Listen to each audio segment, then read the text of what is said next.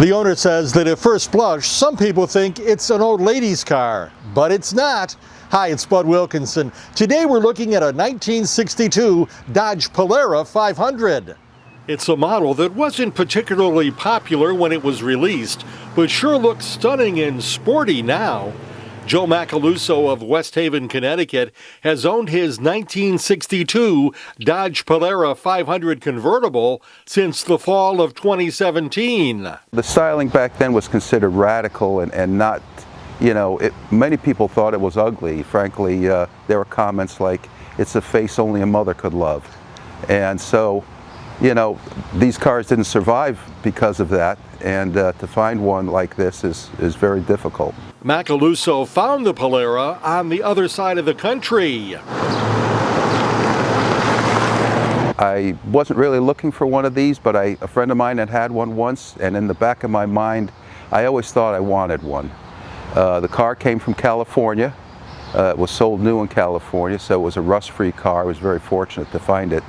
It did, however, disappoint me on arrival because the car didn't run and drive and had suffered some accident damage in transit. But over the next few years, I put it right. How long did it take you to get it back into shape, and what did you have to do?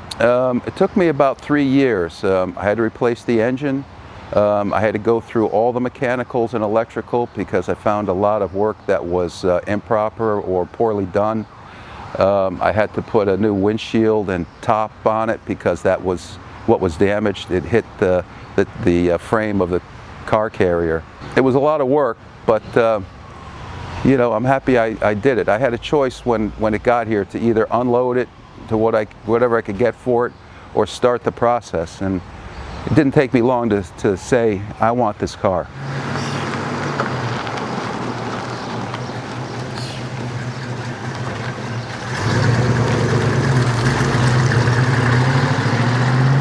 So this car originally came with a 361. This now has a 413 engine, and it originally had an automatic transmission. It now has a 4-speed manual.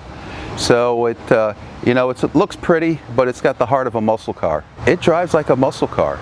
It's got suspension upgrades that make it ride kind of harsh. The big engine and the manual really make you feel the power. Macaluso retained the car's two-tone color scheme, but did bump up the volume on the red and opted for a vibrant soft top. The silver was the color that it was in when I got it. The top is what I replaced. I picked a top color that matched the red accent stripe on the side.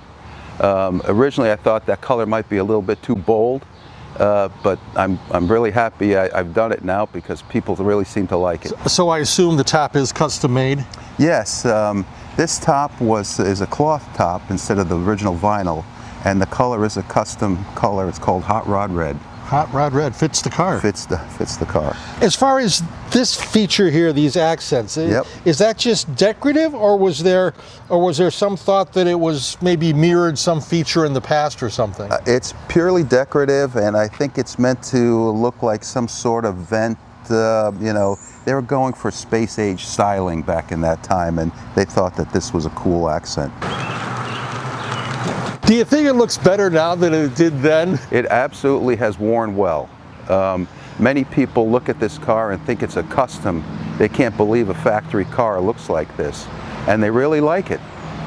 More people like it now than they did when it was new, so maybe it was ahead of its time. What can also be said about the 1962 Dodge Polara 500 is that it's certainly deceptive. You walk up to the car, it's beautiful to look at, and then you look inside and all of a sudden you see bucket seats and a shifter. Yeah. I mean, it's not what you expect. It's not what you expect. It's a pretty car, and it looks like it might be, an old lady's car, but it's a wolf in sheep's clothing.